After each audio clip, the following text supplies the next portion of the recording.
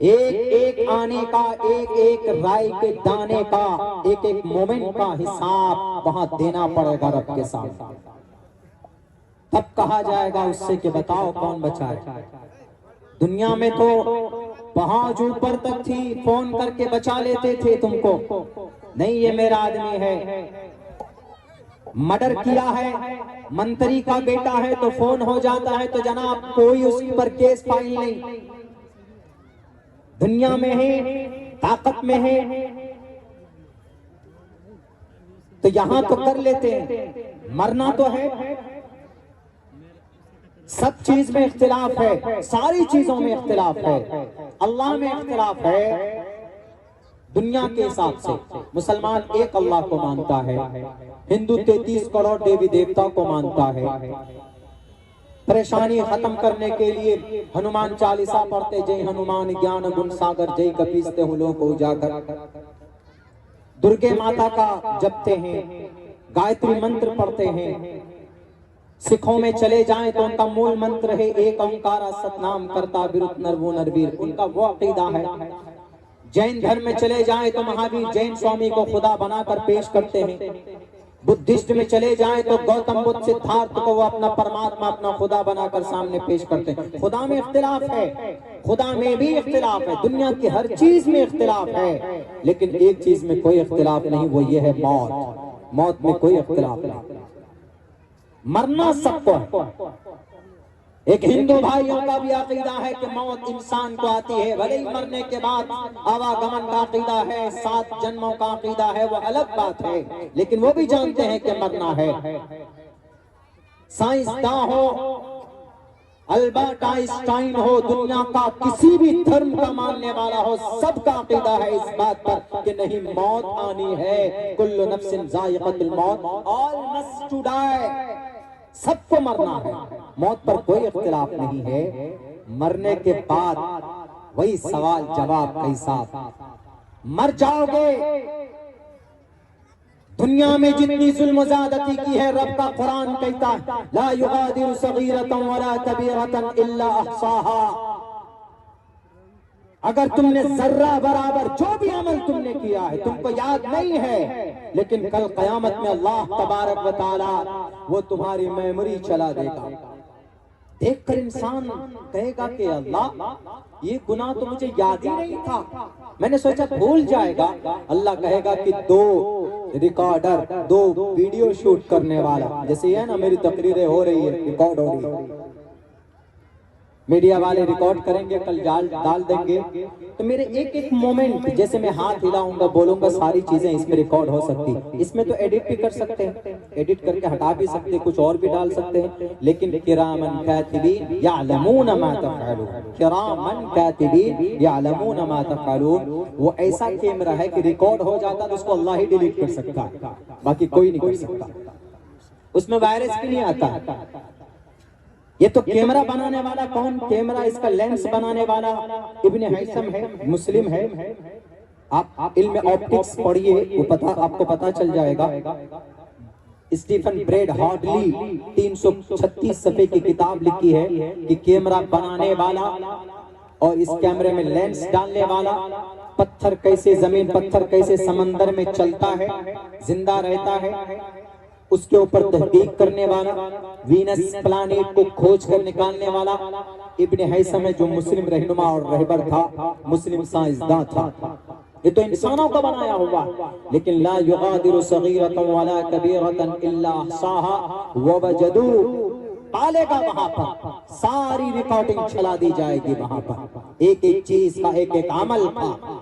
آج دنیا میں تو جناب پیسہ آپ کے پاس ہے تو جناب پولیس تھانے میں دے کر، صاحب کورٹ میں جا کر پیشکار سے مل کر جسٹس کو، چیف جسٹس کو مینج کر لیا جاتا، لیکن اللہ تبارک و تعالیٰ کے نزدیک کوئی کسی کا نہیں ہوگا پرسان حال، کسی کی نہیں چلے گی وہاں پر۔ وہاں لاکھ انسان دنیا کے اندر بڑے عہدے پر رہا ہو، اس وقت دنیا کا سپر پاور طاقت امریکہ مانا جاتا ہے، دوسرے نمبر پر اسرائیل مانا جاتا ہے، دنیا کی سب سے بڑی طاقت یونائیٹڈ نیشن اقوام متحدہ مانا جاتا ہے۔ اس کا چیئرمین بھی مرنے کے بعد رب کے سامنے میں کہے گا یا ربی نفسی نفسی۔ وہاں پر صرف وہ آدمی اللہ تبارک و تعالیٰ کے عرش کے سائے کے نیچے ہوگا جو انسان ہوگا، جو اس دھرتی کے اوپر کسی کو گالی نہیں دی ہوگی، کسی کو مارا نہیں ہوگا، کسی کو لوٹا نہیں ہوگا، کسی کے اوپر ظلم زیادتی نہیں کی ہوگی، کسی کا زمین مار کر نہیں کھایا ہوگا، کسی کو دادا گیری سے ڈرایا اور دھمکایا نہیں ہوگا۔ اللہ کہے گا لمن الملک اليوم، کون ہے آج یہاں کا خدا؟ بتاؤ، دنیا میں تو تم تھے، طاقت توتی چلتی تھی تمہاری، آج کس کی ہے طاقت؟ آج کون ہے یہاں کا پردھان؟ آج کون ہے یہاں کا طاقتور؟ کسی بھی طرف سے آواز نہیں آئے گی۔ اللہ تبارک و تعالی سوال کرے گا لمن الملک اليوم، ہے کوئی مائے کلال بتائے آج یہاں کا طاقتور کون ہے؟ یہاں کا خدا کون ہے؟ یہاں کا سی ایم کون ہے؟ یہاں کا پی ایم کون ہے؟ یہاں کا پنچایت کا مکھیا کون ہے؟ اللہ تبارک و تعالی آواز دے گا، کہیں سے آواز نہیں آئے گی، پھر آواز آئے گی للہ الواحد القہار، آج سب کا پالنہار، آج سب سے بڑی طاقت کا مالک اگر کوئی ہوگا تو وہ صرف اللہ تبارک و تعالی کی ذات ہوگی۔ اور اللہ کہے گا اس سے تم نے منگلا کو دنیا میں جو تمہارے یہاں بہت کمزور تھا، تم نے اس کو پریشان کیا تھا۔ اللہ کے نبی فرماتے ہیں کہ آدمی بڑی نیکی لے کر پہنچے گا۔ آج دنیا میں بھی حاجی نمازی ہوتے ہیں ہم لوگ، دنیا میں ہم لوگ بھی بہت اچھے کام کرتے ہیں، لیکن کہیں کہیں دوسروں کا حق دینے میں ہم لوگ گڑبڑی کر دیتے ہیں۔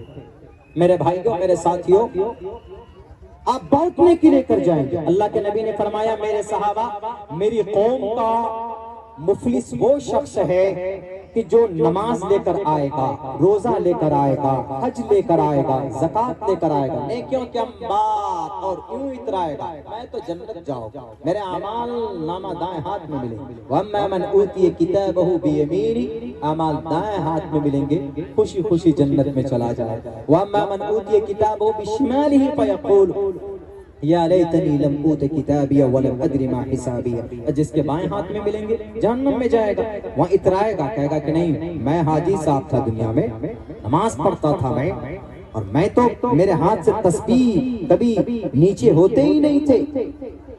لیکن اللہ کے نبی فرمائیں گے کہ کسی کا حق مارا ہوگا، کسی کی زمین پر ناجائز قبضہ، ہم لوگ دیتے ہیں کھیت کے آل میں کدال لے کر کے کاٹتے ہیں، چھانٹتے ہیں، ایک دم بالکل آل کو کاٹ کاٹ کر بیچارے کو ایک دم بالکل ہوا پہلوان بنا دیتے ہیں، اتنا سا بنا دیتے ہیں۔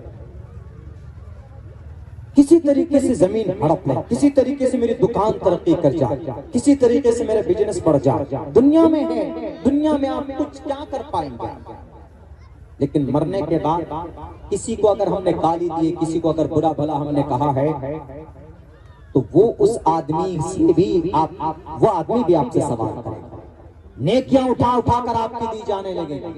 قاضی صاحب ہے، متقی اور تقوی اور پرہیزگاری کا پہاڑ مانا جاتا اپنے سماج میں، سوسائٹی میں، لیکن کسی کو گالی دی ہوگی، کسی کا خون بہایا ہوگا، کسی کو مارا ہوگا، کسی کو پیٹا ہوگا۔ اللہ کے نبی فرماتے ہیں ایک ایک نیکیاں اٹھا اٹھا کر اس کو دی جانے لگیں گی، یہاں تک کہ اس کی نیکیاں ختم ہو جائیں گی۔ ابھی لوگ اور باقی رہیں گے کہ اللہ میرا بھی حق باقی، میرا بھی حق مارا تھا اس نے دنیا میں، کہے گا کیا ہوگا پھر؟ اللہ کے نبی فرماتے ہیں کہ جو دعوے دار ہوں گے ان کے گناہ اٹھا کر اس کے اوپر ڈال دیے جائیں گے، گھسیٹ کر جہنم میں ڈال دیا جائے گا۔